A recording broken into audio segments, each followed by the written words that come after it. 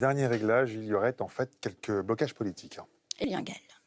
Sous le sapin, toujours pas de nouveau gouvernement.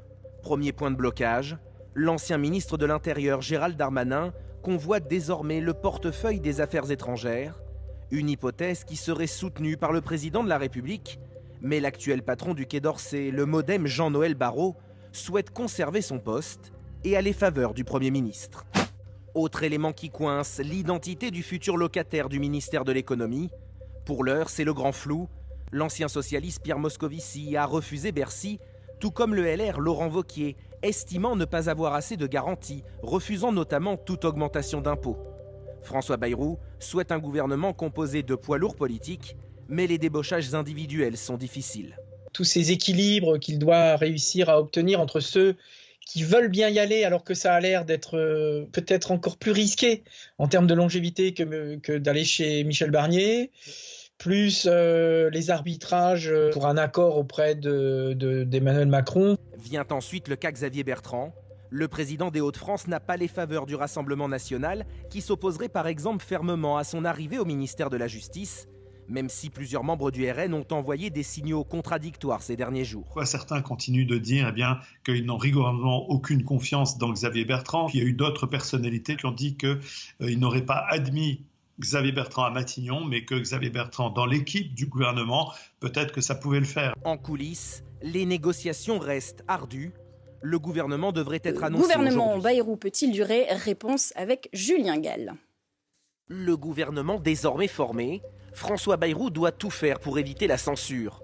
La composition de la nouvelle équipe du Premier ministre pourrait constituer des lignes rouges pour la gauche.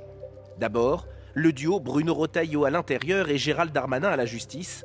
Les deux hommes de droite se retrouvent dans des ministères régaliens pour mener une politique de fermeté. Des nominations très droitières, par une complicité tacite avec Marine Le Pen, qui a décidé avec lui plusieurs des noms des ministres. Autre inquiétude du nouveau Front populaire, le refus de Xavier Bertrand d'entrer au gouvernement, selon lui formé avec l'aval du RN. Pour autant, le scénario d'une censure comme pour Michel Barnier peut-il se reproduire?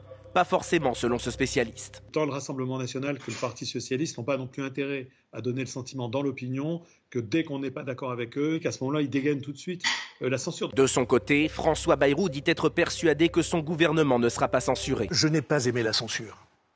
Et les Français ne l'ont pas aimé. Politiquement, les oppositions et les Français eux-mêmes insatisfaits ont dit « bon, le gouvernement tombe, c'est bien ». Vous voyez où nous en sommes aujourd'hui? Avant la déclaration de politique générale du 14 janvier prochain, la France insoumise a d'ores et déjà annoncé son intention de déposer une motion de censure. Engagé à augmenter les moyens des magistrats, Julien Gall.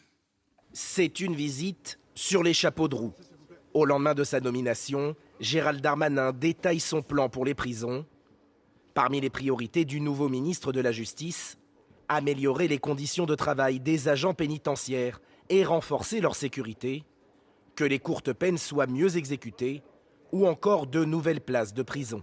Le mois dernier, le nombre de détenus a battu un nouveau record en France, avec plus de 80 000 personnes en prison, pour 62 000 places au total.